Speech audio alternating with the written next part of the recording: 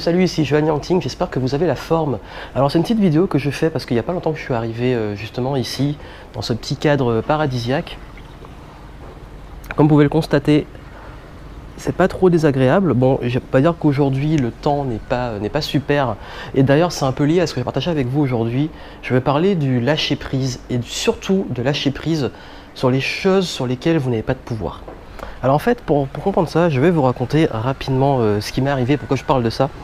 En fait, donc là je suis, comme vous pouvez le voir, dans une villa privée que j'ai louée pour la semaine et pour pouvoir profiter un peu du cadre. Le souci que j'ai eu, c'est que le voyage a été assez long et quand je suis parti de la France, il s'est passé des choses vraiment hyper désagréables.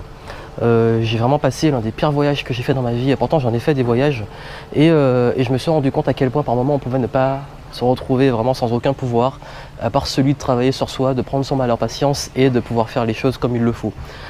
En fait, la petite histoire derrière, donc là, même si là maintenant je suis plus du tout à plaindre, j'ai bien failli pas arriver là. Pourquoi? Parce que déjà, dans un premier temps, il y a la compagnie Air France que je ne félicite pas sur ce coup, vu que c'est pas la première fois que j'ai des problèmes avec eux. En fait, je vais vous raconter ce qui s'est passé. Bon, je vais bouger un peu parce que j'aime pas rester assis. Qu'est-ce qui s'est passé en fait? C'est que quand je suis parti de Bordeaux, j'avais 3 vols en tout, 3 vols. Et quand je suis parti de Bordeaux, donc j'avais une correspondance à Paris pour prendre le vol pour venir justement en Thaïlande où je suis en ce moment. En fait, ce qui s'est passé, c'est que lorsque je suis arrivé à l'aéroport, donc de Bordeaux, à l'aéroport Mérignac, pour pouvoir prendre mon vol pour arriver donc justement à Paris, pour prendre la correspondance, pour prendre le long courrier pour Bangkok. Ce qui s'est passé, c'est qu'il y a eu un gros retard, mais le genre de retard qui vous fait un peu flipper. Un retard de 2 heures sur un vol où vous avez une correspondance, c'est pas quelque chose qui rassure des masses. En fait, il y a eu un retard donc, sur le vol de Bordeaux qui faisait que la correspondance pour la Thaïlande était d'environ 45 minutes, il me restait. Et donc il y a eu beaucoup de personnes qui ont commencé à paniquer quand ils ont annoncé la chose. Quand on est allé au comptoir Air France, ils ont dit tous les gens qui ont des correspondances pour des vols juste après celui de Bordeaux de venir les voir. Et en fait, qu'est-ce qui se passe? Donc on va les voir et tout, dans tout le monde, il y en a qui ont carrément pu avoir des vols suivants, d'autres qui ont dû carrément annuler leur vol d'après et partir le lendemain. Moi j'avais de la chance, j'avais quand même pris de la marge sur la correspondance, connaissant un petit peu Air France, je m'étais préparé. Mais j'étais quand même inquiet parce que l'aéroport Charles de Gaulle, c'est pas ce qu'il y a de plus petit. Et par moment, il faut marcher, il faut aller très vite pour avoir la correspondance. Et donc, je suis allé voir les gars du comptoir, il m'a dit oui, c'est large, ça passe très bien. Après, je lui ai demandé, et concernant mes valises, est-ce que ma valise va arriver à Bangkok? Parce qu'après, moi, je devais récupérer ma valise et j'avais une connexion très serrée pour pouvoir ensuite prendre le vol pour arriver dans le sud, là où je suis en ce moment. Et donc j'avais un deuxième avion arrivé sur place, arrivé à Bangkok.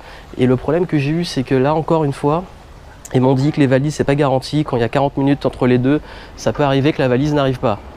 Et donc là je commence un petit peu à me dire, voilà, je pars pour en profiter de belles vacances, pour pouvoir prendre voilà, un peu de bon temps. Et là je me retrouve dans une situation où je risque de ne pouvoir soit pas partir, parce qu'on ne savait pas encore combien de temps ils avaient annoncé 1 heure de retard, après c'était 2 heures, donc je ne savais pas si le vol allait partir. Et donc, bon, on prend son mal en patience, on sourit, on se dit de toute façon ça va aller, et de toute façon qu'est-ce qu'on peut faire? Et là, la première leçon, c'est que souvent on se dit, il y a des gens qui commençaient à râler, qui commençaient à gueuler, qui commençaient à dire Air France ceci, Air France cela. Bon, j'avoue, dans ma tête, je le disais aussi, mais est-ce que ça changeait la situation? Pas grand chose, vous pouvez râler, vous pouvez faire tout ce que vous voulez. La seule chose à faire, la seule action que les gens pouvaient faire, c'était aller voir ce qui était possible de faire pour s'arranger, pour changer s'il y avait un vol suivant, voir comment s'arranger, en tout cas faire au mieux pour rattraper le coup, mais sur le retard ponctuel on pouvait rien. Donc on continue, on monte dans l'avion tranquillement, tout se passe bien, enfin presque, parce que c'est pas fini. On arrive dans l'avion et là, gros orage, et on annonce que la météo est trop mauvaise pour qu'on puisse décoller. Donc là, comme on a déjà 2 heures de retard, on se dit, bon, le retard commence à s'accumuler, les gens dans l'avion commencent à rouspéter, et moi je commence à me dire, oula, j'aimerais bien quand même partir, surtout que le vol, il n'y avait qu'un seul vol pour Bangkok, et que vu ce que j'ai loué là, comme vous pouvez le voir, je me suis dit, bon, si je rate une journée de ça et tout, je peux pas rattraper ma réservation, et je perds de ce peu de temps que j'ai pour profiter de ce que j'ai loué pour la semaine. Et là on commence à avoir des pensées négatives, à se dire, on commence à stresser, mon Dieu, il faut vraiment que l'avion il parte, il faut que le temps il change. Mais qu'est-ce qu'on peut faire encore une fois? On peut pas gérer la météo, ça c'est sûr. Je ne suis pas pilote, donc je peux pas aller dans le cockpit dire bon on décolle quand même. Enfin bref. Tant pis, finalement on décolle. Il y a une accalmie, on décolle. C'est l'un des vols qui m'a fait le plus flipper dans ma vie, je vous dis pas. Il y avait tellement d'orage, tellement de turbulences que ça bougeait dans tous les sens. C'était un truc de malade. Je vous dis, le moment j'ai cru que l'avion allait vraiment se crasher. Enfin bon, ce qui fait qu'on n'a pas été servi pendant le vol puisque il y a eu plein de... Comme il y avait beaucoup de turbulences, le personnel de bord ne s'est pas levé, n'a pas pu se lever. Tout le monde était, on a dit pendant le vol, vous restez assis avec votre ceinture attachée, sinon bah voilà, il y avait des gros risques, vu que c'était quand même des conditions assez extrêmes.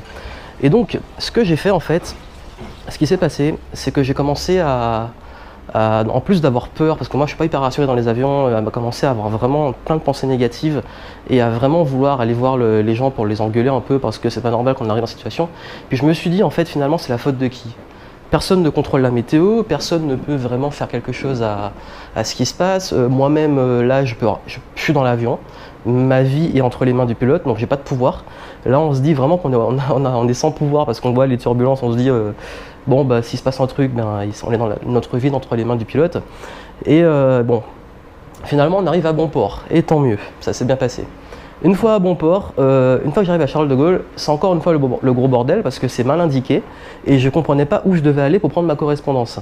Donc là encore, bon je rouspète un peu parce qu'ils nous disent il y aura du personnel sur place pour vous guider et tout, il n'y a personne. Donc là je commence vraiment un petit peu à en avoir marre de cette compagnie. Sur le coup ils n'ont pas assuré.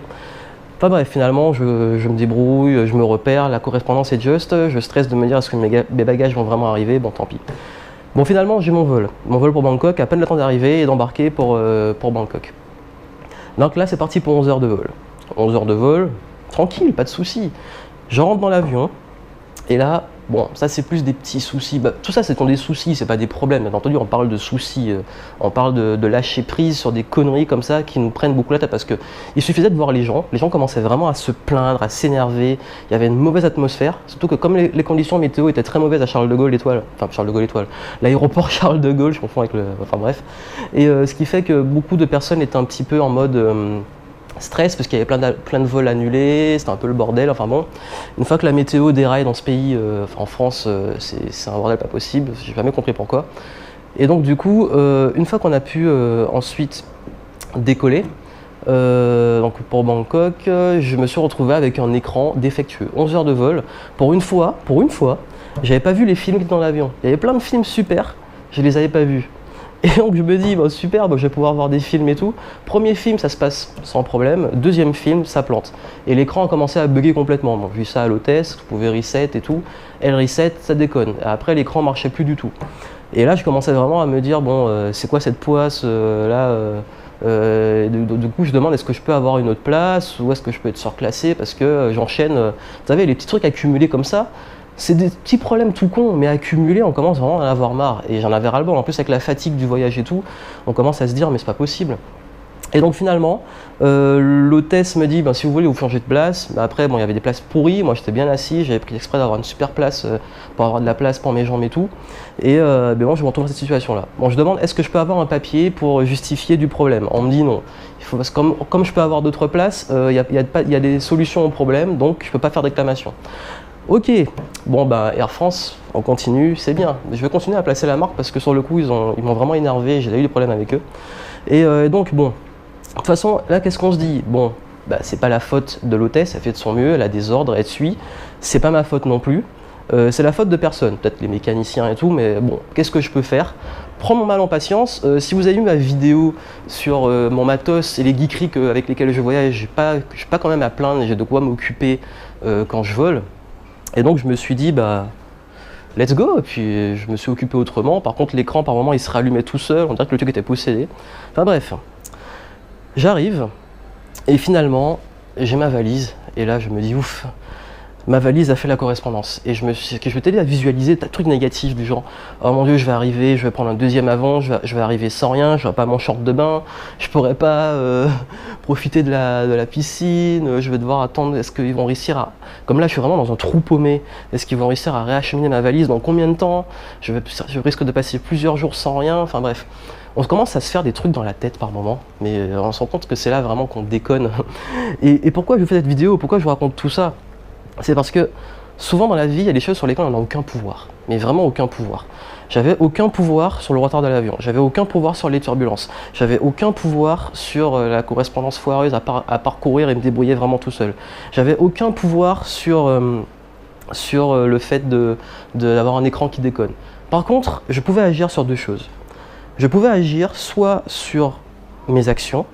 Qu'est-ce que je fais? Je trouve des solutions, j'anticipe des solutions en cas où le problème arrive sans commencer à me plaindre et juste me plaindre. Deuxième chose, tout simplement, je travaille sur moi. Je prends mon mal en patience. Qu'est-ce qui a fait dans cette situation-là? Quand on prend l'avion et tout, on attend. Ça a été dur, ça n'a pas été agréable. J'ai beaucoup voyagé, j'ai fait des voyages beaucoup plus agréables. Mais finalement, on se dit, le temps il passe et tout. C'est comme quand on est dans les embouteillages, c'est comme quand il nous arrive des soucis, des choses qui sont vraiment pénibles au quotidien. Et là, je me dis, mais il faut savoir lâcher prise. Lâcher prise, on a envie de tout contrôler. J'aurais aimé pouvoir contrôler la météo, j'aurais aimé pouvoir contrôler l'avion, j'aurais aimé pouvoir contrôler que ma valise arrive, mais j'y pouvais rien. Donc je pouvais juste contrôler mes pensées. Et vous, c'est pareil. Et au final, ça valait le coup. Regardez, là où je suis, ça a été quoi? Ça a été peut-être 24 heures pénibles de ma vie, bon c'est rien. Et là, je vais passer une semaine dans un cadre paradisiaque. Donc finalement, ça valait le coup, je m'en sors très bien. Et comme j'ai dit, c'était juste des petits soucis, c'était pas des vrais problèmes. Il n'y a pas eu mort d'homme, il y a eu des petites frayeurs et tout, mais bon. Et du coup, tout ça se fait tranquillement. Et puis la leçon que je voulais que vous reteniez, c'est que quand les circonstances vont contre vous, quand vous avez des moments où c'est pas agréable, vous avez envie de vous plaindre, parce que j'avoue, j'avais envie de me plaindre, je me suis plaint un peu, qu'on a envie de rouspéter et tout, plutôt que de rester dans cette attitude-là, essayez de lâcher prise et de voir vraiment ce sur quoi vous pouvez agir. Si vous pouvez agir sur des choses, tant mieux, faites-le. Si vous pouvez rien faire, il n'y a qu'à travailler sur vous, votre pensée positive, et surtout essayer de se visualiser des choses positives, parce que j'ai commencé à visualiser des choses, mais des trucs horribles. J'ai imaginé l'avion qui se crache, j'ai imaginé mes valises qui n'arrivent pas, j'ai imaginé des trucs, mais je me suis même imaginé que voilà, parfois je laisse de l'argent, j'ai réparti mon argent un peu partout dans mes bagages. J'avais 100 € dans ma valise, donc je me suis dit bon c'est pas que c'est pas grand chose, mais il n'y a pas mort d'homme si je les perds, enfin bref plein de trucs comme ça. Et c'est après qu'on se dit bon il faut relativiser, il y a pire dans la vie, c'est des petites conneries du quotidien, des petits soucis du quotidien, on lâche prise, on profite, finalement voilà, j'ai passé le temps comme je pouvais, j'ai pratiqué la méditation, j'ai lu des livres, je me suis préparé à imaginer des petites vidéos que je pouvais vous faire comme celle-ci, et puis voilà, et puis tout va bien. Donc n'hésitez pas vraiment, quand vous avez des soucis, à voir un petit peu sur quoi vous pouvez lâcher prise, sur quoi vous pouvez travailler. Si vous voulez justement avoir des petits conseils sur ça, parce que dans ce voyage, j'ai dû gérer mes peurs, parce que je peux vous dire que quand l'avion il bouge comme ça, on flippe. C'est la première fois que je vois un avion autant bouger. Il faut travailler aussi, j'ai travaillé sur mon état positif, mon optimisme. J'ai dû travailler aussi sur les relations avec les gens pour pouvoir essayer on va dire pas de me faire médiateur, mais au moins de calmer le jeu avec les gens qui étaient un petit peu énervés et stressés. Et tout ça, j'en parle dans mon programme sur la pensée positive. Si vous voulez en savoir plus, vous avez le lien en dessous.